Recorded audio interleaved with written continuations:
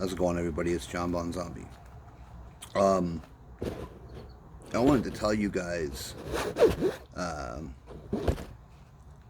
why I'm grateful on this particular Thanksgiving. Uh, but in order for me to do that, I got to bring you back about uh, 18 years, 19 years to when I had my first two kids.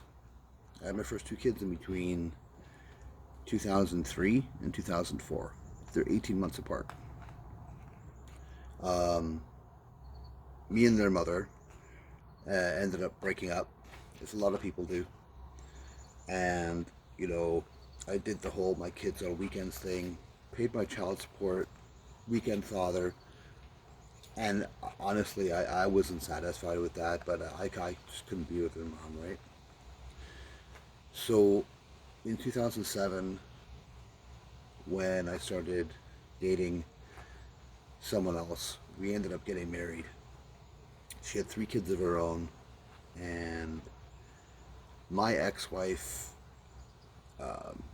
we'll just say, tried to leave this world.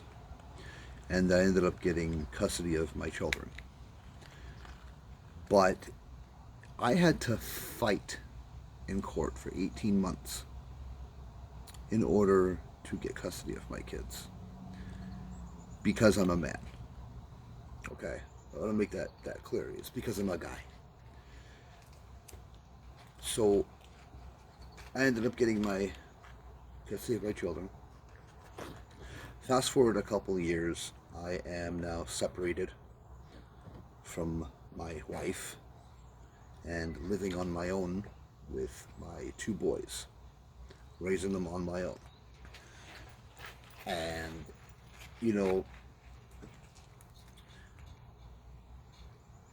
about a year before my separation, I had an accident, and I fell down and I broke my tailbone almost in half, and I was prescribed Oxycontins, and I got addicted, as a lot of people do.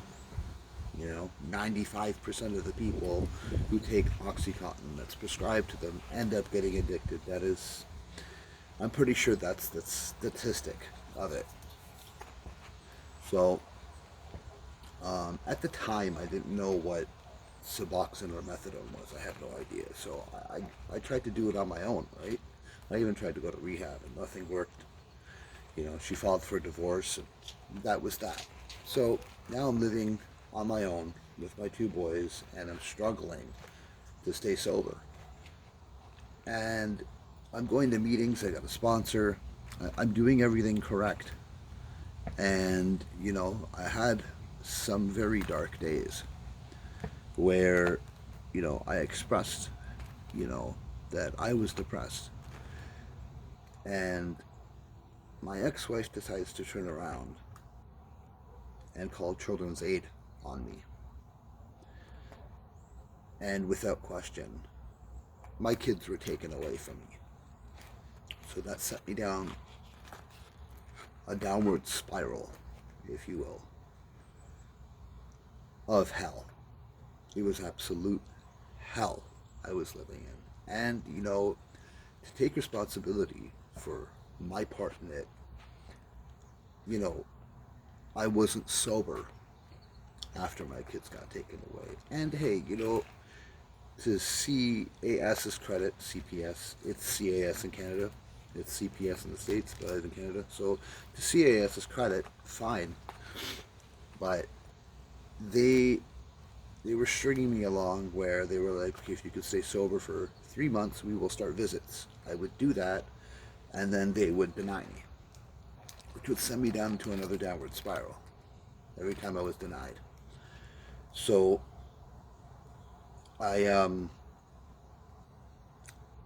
that was going on for about 2 years, 3 years. So now we're about into like 2014. My kids got taken from me, by the way, January 25th, 2012. So like 2014, 2015, I was probably at my worst with my addiction.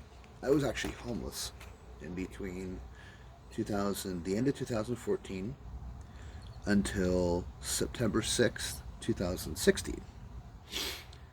And that is because I, at the time, was in a homeless shelter.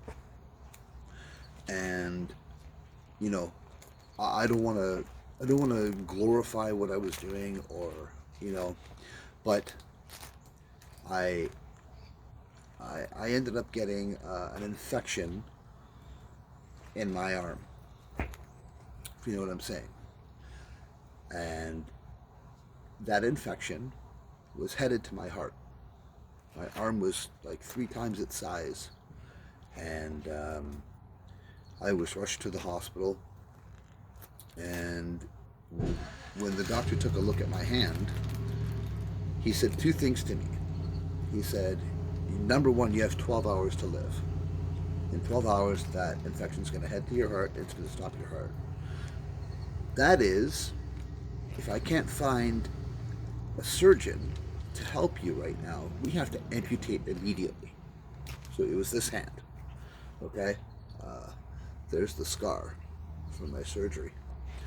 So, what ended up happening was he found a surgeon, and that surgeon saved my life. Okay? That surgeon saved my life. And I am forever grateful for that. Seriously. So, to give you a little bit of context with that, I was rushed from one hospital to another for surgery. By the time I got on the operating table, I had about 3 or 4 hours to live. Okay? This guy lived like 4 hours away, this surgeon, and he had to come to a specific hospital. Like it was crazy, you know. So he ended up saving my life, like I said, on September 6th, 2016. That is my dry date. That is my sober date. That is more or less my second birthday that I consider it. Now, when I was going through all that stuff from 2012 till 2016, I had not seen my kids at all. At all. And one day, a CAS worker calls me, and it was a different one that I had been dealing with. And she said, "Do you want to see your kids?" And I said, "Yeah." You know, this was after my surgery, and, you know, me starting to get sober. I was probably like a month sober at this time. And she said, "Okay, you got it. You can have weekends, whatever you want." And I was blown away. I was like, "Who the hell is this person?" So I called my mother, and she's like, "Yeah, we have a new worker because the other one got fired." So, guys, it turns out that the CEO of Children's Aid looked into my file, and when I had a meeting with them, it's the CEO, the top dog, they made a formal apology to me, saying that my kids should have never been taken away. At most, they should have been given to my parents. No, help me get into rehab and help me. And this is something that they don't do with people.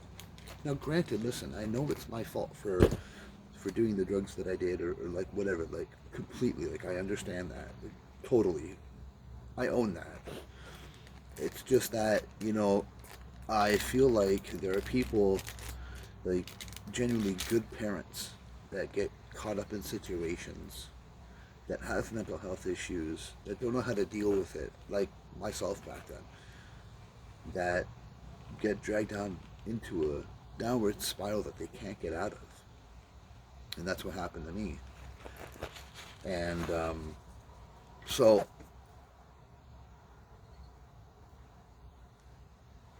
what am I grateful for? Well, I'm grateful that I'm 6 years sober. I'm grateful to be alive. And you know, I was having dinner with my parents yesterday, and one of my sons. The other one couldn't make it; he was far away. But my mom turns to me and says, and this, guys, this is sad. This is fucking sad. What I'm about to tell you. My mother says, I cannot sleep at night because when I close my eyes, I remember everything that CAS did to us. And it all started by one phone call and a lie by my ex-wife. To give you further context, and I found this out later, my ex-wife told CAS that I I emailed her and said that I was going to kill myself. My ex-wife fabricated and doctored an email that I had sent to her, and she replaced my words with "I'm going to kill myself." They showed it to me. Like, how fucked up is that? And that, that's why my mom said she can't sleep at night most nights. Even though everything is okay now. You know? Shit has been really good for a long time. But my mom is still feeling the effects. That kills me inside. But, all in all, again, I'm grateful to be alive. I thought I'd share this story because I hear a lot of really, really, really bad stories about fathers who lose their kids, who are actually good fathers. And, it's amazing because, the more years went by into my sobriety, both my sons came to me in like the third year and was like, Dad, we can trust you now, and like, we know you're not going to go away anymore and never come back, because they thought they were never going to see me again, to be honest. And yeah, so I'm grateful for my family, and if there's one thing that I could say to you guys or give you guys advice on is never take your family for granted at all, or those close to you that you consider family. Because I know that sometimes that with family things can't be helped or solved, and things are the way they are. I'm like that with some family members where we just don't talk. So I get it.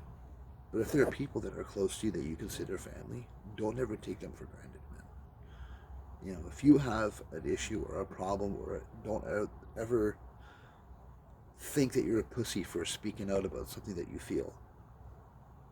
I held my shit in for a long fucking time, man. And it almost destroyed me. So yeah, anyways, guys, happy Thanksgiving. And have a good day. Jon-Bon Zombie. I'm out of here. Peace.